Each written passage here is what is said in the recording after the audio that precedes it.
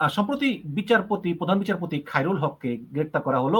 বাংলাদেশের ইতিহাসে এই প্রথম কোনো প্রধান বিচারপতিকে সাবেক প্রধান বিচারপতিকে গ্রেপ্তার করা হলো।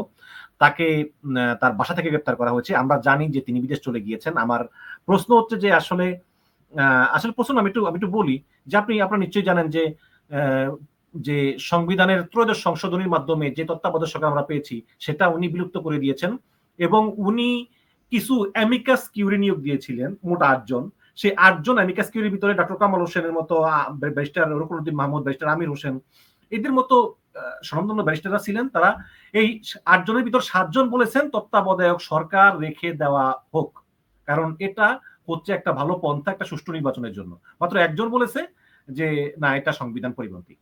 তাহলে তো রায় আসার কথা তত্ত্বাবধায়ক সরকারের পক্ষে। কিন্তু উনি করলেন কি, উনি এই রায়টা দিলেন যে যে অন্তত ২ টার্মের জন্য তত্ত্বাবধায়ক সরকার রেখে দেওয়া হোক, তারপরে বাতিল। পরে উনি পূর্ণাঙ্গ যে রায়ের কপিটা লিখলেন উনি অবসর যাওয়ার পরে, সেখানে উনি লিখলেন যে সংসদ চাইলে ২ টার্মের জন্য থাকুক। শেখ হাসিনা তো সুযোগ পাইল, তিনি তার ২/৩ সমর্থন নিয়ে এই তত্ত্বাবধায়ক ব্যবস্থা বাতিল করে দিল। এরপরে আপনার ওই যে জিয়াউর রহমানকে মুক্তিযুদ্ধের স্বাধীনতা ঘোষক থেকে অস্বীকার সহ আরো নানা রকম অপকর্ম করেছেন এই খায়রুল হক। এই খায়রুল হককে আপনার কাছে প্রশ্ন যে তিনি বাসায় ছিলেন, কিন্তু গ্রেপ্তার এত দেরি হলো কেন? এবং দ্বিতীয়ত গতকালকে সাবেক ফ্যাসিস্ট সরকারের মৎস্য প্রাণী সম্পদ সাবেক মন্ত্রী সমর রেজাউল করিম তিনি বলেছেন সরকার নাকি এই বিচারপতি খায়রুল হককে বিএনপির প্রতিহিংসার কারণে গ্রেপ্তার করতে বাধ্য হয়েছে। জি বলুন। আচ্ছা, দেখেন, এই খায়রুল হক আসলে বাংলাদেশের বিচার বিভাগের ইতিহাসে একটা কলঙ্ক। তিনি মাত্র ৭ মাস ২০১০ সালের আপনার অক্টোবর থেকে ২০১১ সালের ২১শে মে সম্ভবত পর্যন্ত উনি বাংলাদেশের প্রধান বিচারপতির পদে ছিলেন।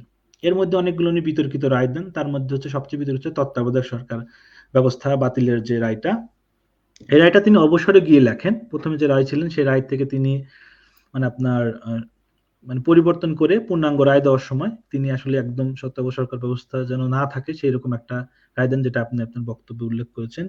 এরপরে আপনার খালেদা জিয়ার বাড়ির যে মামলাটা সেটা নিয়ে উনি নেতিবাচক, খালেদা জিয়াকে বাড়ি থেকে উচ্ছেদ করা।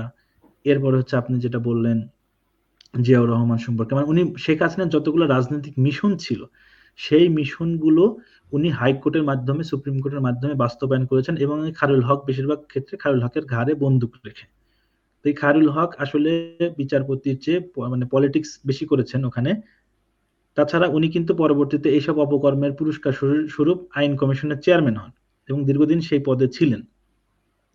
তো খায়রুল হক আপনার প্রথম আলো থেকে আমি যতটুকু পড়লাম সেটা হচ্ছে যে উনি ওনার বাড়িতেই ছিলেন যেদিন আপনার শেখ হাসিনা পালিয়ে যায়। তারপরে উনি ওনার এক আত্মীয়র বাড়িতে গোপনে আশ্রয় নেন এবং পরবর্তীতে উনি মনে করেন যে পরিস্থিতি ঠান্ডা হয়ে গেছে, উনি বাড়িতে ফেরেন, কিন্তু উনি নাকি সরকারের নজরদারিতে ছিলেন এবং পরবর্তীতে গ্রেপ্তার হন।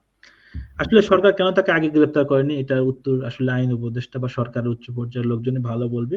তো আমার মনে হয় যে সরকার অনেক সময় দেখা যায় যখন তারা ইমেজ সংকটে পড়ে তখন তারা বড় ধরনের রাঘব বোয়ালদের হয়তো গ্রেফতার করে পরিস্থিতি অনুকূলে আনার চেষ্টা করেন। তো সেক্ষেত্রে হয়তো আমরা দেখবো যে আরো আওয়ামী লীগের এমপি মন্ত্রী যাদেরকে আমরা এখনো প্রকাশ্যে দেখছি না, হয়তো তারাও সরকারের কাছে বন্দী বা নজরদারিতে আছেন বা সরকারের সাথে অনেকে আত্মীয়।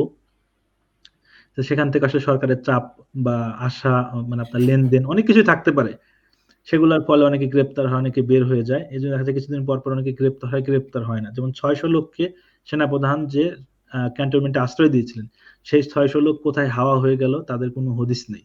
তারা না সরকারের কাছে গ্রেপ্তার আছে, না তারা ভারতে পালিয়ে গেছে, ব্যাপার আমরা জানি। সেনাপ্রধান ব্যাখ্যা দিয়েছেন, সেনাপ্রধান বলেছেন যে তখন তো কোনো সরকার ছিল না বা এদের বিরুদ্ধে মামলা ছিল না, তারা প্রাণ রক্ষায় আমার কাছে আসছে এবং নতুন সরকার গঠিত হওয়ার আগেই তারা সবাই চলে গেছে। এটা সেনাপ্রধানের দায়িত্ব না যে ক্যান্টনমেন্টে আপনার অপরাধীদের আশ্রয় দাও। এটা আসলে নিরাপত্তা চাইলে পুলিশের কাছে নিরাপত্তা চাইতে না পারে। না, তখন তো পুলিশ নাই, তখন তো সব পুলিশ পলাতক, সরকার নাই দেশে। এখন বিচার বহির্ভূত হত্যাকাণ্ড বন্ধ করার জন্য তাদেরকে তো আশ্রয় দেওয়া খুবই জরুরি ছিল। কিন্তু আপনি তো অপরাধীদের আপনি আশ্রয় দেন, হয়তো অপরাধীকেও আপনি আশ্রয় ভাই দিতে ভাই পারেন। ভাই তারা যে অপরাধী এটা নির্ধারণ করছে কে? আপনি না আমি? তারা অপরাধী, এটা এই জন্য পুলিশের মামলা হবে, বিচারে আদালতে বিচার হবে, কিন্তু এগুলো তো না করলে তো এখন তাদেরকে জনগণ মেরে ফেলবে পাইলে। এটা আসলে আপনার বাংলাদেশে যারা থাকে তারা কিন্তু জানে যে আপনার এই যে ব্যক্তিগুলো পুলিশে বা র্যাবে ছিল তারা কিন্তু আপনার অপরাধের সাথে জড়িত ছিল বা যারা এমপি মন্ত্রী ছিল তারা বিনা ভোটে নির্বাচিত, সেগুলো কিন্তু সব শাস্তিযোগ্য অপরাধ। আপনার মানে আপনার সৎ লোক ভালো লোক তারা ক্যান্টনমেন্টে যে কেউ আশ্রয় নিয়েছে এটা আমি জানি না। তো না, সেক্ষেত্রে অবশ্যই সৎলোক ছিল না, কিন্তু সেক্ষেত্রে তাদেরকে আশ্রয় না দিয়ে আপনি হলে কি করতেন? আপনি আপনি সেনাপ্রধান হলে কি করতেন বলেন আপনি আমাকে? আসলে আমি সেনাপ্রধান হলে যদি তাদেরকে আমি আশ্রয় দিতাম, তাদেরকে আমি পরবর্তীতে পুলিশের সোপর্দ করতাম, যে পুলিশ পরবর্তীতে তদন্ত করে দেখুক তারা অপরাধী কিনা। অপরাধী হলে তারা কাস্টডিতে থাকতো বা কোর্টের মাধ্যমে তাদেরকে চালান করে দিত, জেলে যেত এবং বাকিরা আপনার খালাস পেত, কারণ পুলিশ তো এসেছে। আর আমার মনে হয় না ওনারা ক্যান্টনমেন্টে সরকার আপনার ফর্ম করা মাত্র 3 দিন ছিল, এটা আমার মনে হয় না, হয়তো আর বেশি দিন ছিল, কারণ দেশের পরিস্থিতি কিন্তু ওই 3 দিন উত্তপ্ত ছিল না, বেশ কিছুদিন উত্তপ্ত ছিল।